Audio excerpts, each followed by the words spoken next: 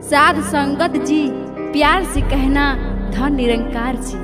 नए नए गानों को सबसे पहले सुनने के लिए चैनल को सब्सक्राइब करें और बेल आइकन को दबाना ना भूलें।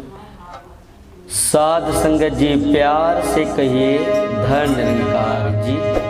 आइए एक भोजपुरी रचना बा। एक ज्ञान के दिया नवा, एक ज्ञान के दिया नवा,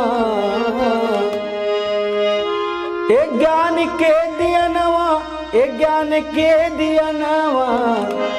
हो सतगुरु जलावे हो ज्ञान के दिया नवा, सतगुरु जलावे हो ज्ञान के दिया नवा, एक ज्ञान के दिया नवा, हो ज्ञान के दिया नवा, एक ज्ञान के दिया नवा, हो ज्ञान के दिया नवा, सतगुरु जलावे हो ज्ञान के दिया नवा, सतगुरु जलावे हो ज्ञान के दिया नवा।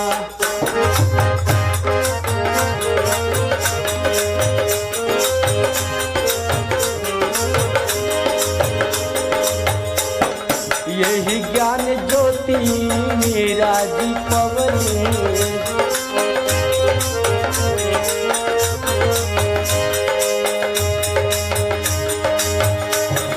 यही ज्ञान ज्योति मेरा जी पवनी, मेरा जी पवनी हो मेरा जी पवनी, हो संत रविदास जी के धोवली चरणवा, हो संत रविदास जी के धोवली चरणवा, सतगुरु जलावे हो ज्ञान के दिया नवा, सतगुरु जलावे हो ज्ञान के दिया नवा।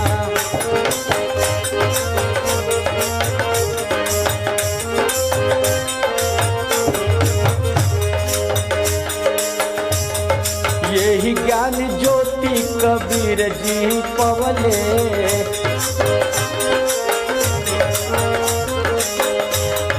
यही ज्ञान ज्योति,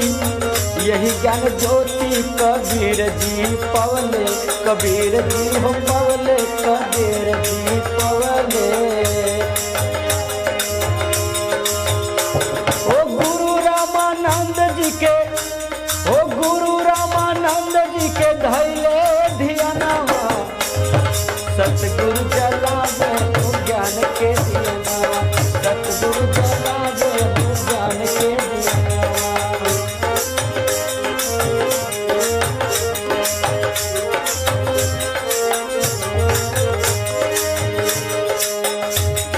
यही ज्ञान ज्योति निरंकारी संत पवले, यही ज्ञान ज्योति निरंकारी संत पवले,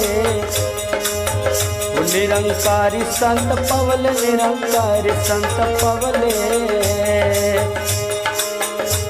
ये माता सुदीक्षा जी के, माता सुदीक्षा जी के अइले शरणवा, ओ सतगुरु जलावे हो ज्ञान के दिया नवा, सतगुरु जलावे हो ज्ञान के दिया नवा, हो ज्ञान के दिया नवा, हो ज्ञान के दिया नवा, हो ज्ञान के दिया नवा, हो ज्ञान के दिया नवा, सतगुरु जलावे हो ज्ञान के दिया नवा, सतगुरु जलावे हो ज्ञान के दिया नवा, सतगुरु जलावे हो ज्ञान के दिया नवा, सतगुरु जलावे हो ज्ञान के दिया नवा। प्यार से कहिए धन्यवाद।